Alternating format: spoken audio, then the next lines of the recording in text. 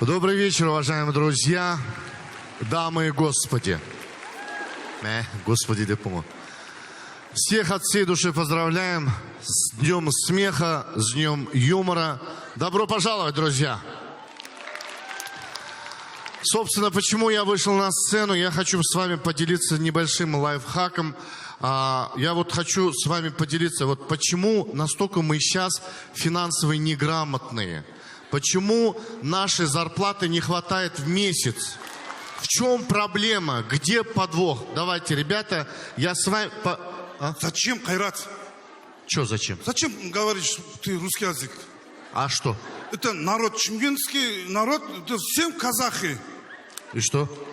Давай по-казахски говори. Самый богатый язык ты знаешь? Что язык екен? Что язык? Казахский язык. Ну? Самый красивый язык казахский язык. Ага. Вот смотри.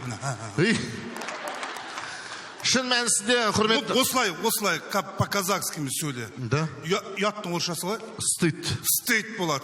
Да? Стыдай бола ма? Стыдай дейді бәрі. Негізі, ана жерде тұрмда сон негізі не айтып жатсың жаңа халыққа бір? Жоқ, мен халыққа жалпы қаржылық сауаттылықты үйреткім келіп отыр. Неге? Біздің айлығымыз бір айға жетпейді. Осы турасында сіздерге мен Европалық қаржы институтының дайындаған сіздермен жүйесін үйреткім келіп отыр. Мен қасында тұра берсем болады ғой, иә? Әрине болады, неге болмасқа? Мен қаржылай самалы сауатсыз едім, сол сауатымды ашып алайыншы. Онда Қанат, как раз сен ыңғайлысың, сені премьер келтіріп отырып, мысалы мен үйретейін. Так, Қанат, жалпы орташа есеппен сенің айлығың қанша? Мен енді өнер адамы ретінде табысымды айтпай ақ қойсам деп тұрмын.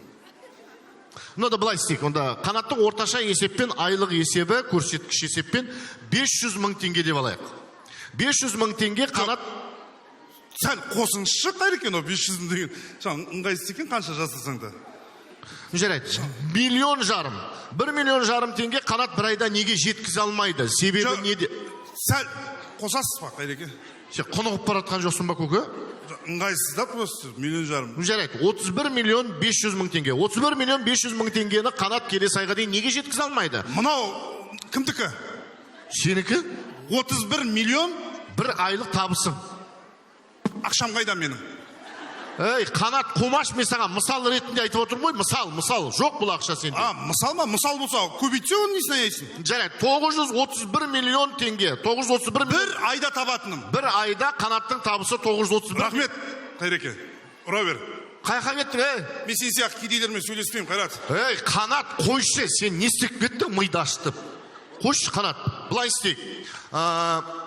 Былай істейік. Енді халықтың орташа есеппен, мысалы, сіздердің айлық есептер көрсеткіштеріңіз 500 мың теңге деп алайықшы. 500 мың теңге. Қайреке, сіз шамал түсірсеңізші, сізде үкімет сияқты ойлайды екенсіз. Онда былай істейік. 350 мың теңге болды. Одан артық мен түсіре алмаймын. Өз бағасы плюс 2 сиыр. Сүтті сиыр. 350 мың теңге. Былай істейік. Қайреке, енді біздің елімізде миллионда, 2 миллионда табуға болады. Баяғыда үкімет берді ғой бізге, білесің ба? Бір айға жетеді деп. Қандай? 42.500 теңге ше. Иә. Соны тағы беріп қалама деген ой болып тұр. Беріп қалған жағдайда соны қалай жеткізу керек екен өзіңіз үйретсеңіз. Тамаша, 42.500 теңгені біз неге жеткізе алмадық бір айда? Оказывается, знаете, проблема в нас. Жоқ, в нас, в них. Внук. Жоқ. Внутренний орган ол. Бүткіл проблема бізде екен. 42.500 теңгені 10%, 4.250 теңгені алып қалсаңыз, вот, на черный день алып қалу керек. Сонда бір жылдың ішінде 12 айда сіз 50 мың теңгеге жуық капитал жинайсыз. Міне, в чем проблема? Сонда біз 42.500 теңгеден на черный день деп ақша алып қалмағанбыз ба? Алып қалмағансыздар. Содан жетпеген екен ғой. Содан жетпеген. Ары қарай 38.250 теңге қалды. Бұның 3.200 теңгесінде черный деньге ұрып жіберсекші. Жоқ, ол кезде уже аштан өлесіңдер. 18.250 теңгесіне полностью продукт аламыз. Бір адамға, я? Жоқ, бір семьяға. Бір күнге? Жоқ, бір айға. Жарылып өлмейміз ба, Қайреке? Жоқ, неге жарылып өлесің, Қанат? Ораза бар емес па? Ораза деген 12 айда бір ақ рет келеді, қалған 11 айын қалай өмір сүреді? А сен Алла разылығы үшін 12 ай ұста. Сонда Құдай жеткереді 18.250 теңгеге қалған ақшасына үй салып аласың даже. Болады, болады. Я, ары қарай сәресін ішпесең 2 жылға жетеді ақша. ой, ары қарай жеткізесің. Ары қарай 10.000 теңге қалды, 10.000 теңгеге тойға барасыздар. Дұрыс, оған бару керек. 10.000 теңгеге тойға барасыздар, қалған 10.000 теңгеге полностью семья не істейді? Киінеді. Киінеді. Біз үйде папа бар, мама бар, мен, әйелім, 5 балам, 9 адам. 1000 теңге артылады екен ғой бізден. Қойшы. Бір нәске алады екен біз ғой. Жоқ, қанат негесе өзіңнің семьяңмен өлшейсің. Статистика бойынша Қазақстанда әр семьяда 5 адам бар. Оның 3 бала, 1 5-те жатады. Оған киім не керегі бар? Шүберекке орап тастайсың. 2 бала бірінен қалған бірін киеді.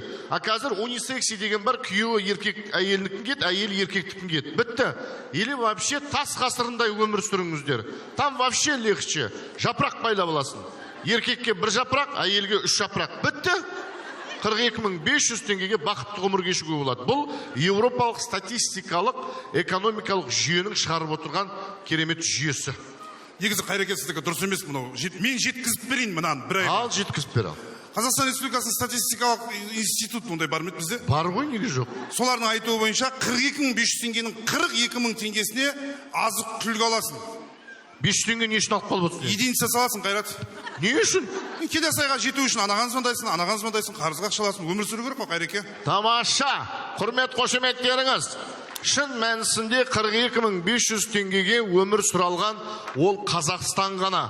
Басқа мемлекетке бұл ақшаны берсең аштан өледі. Ең бастысы тапқан таянғанымыз берекелі болсын. Мереке құтты болсын.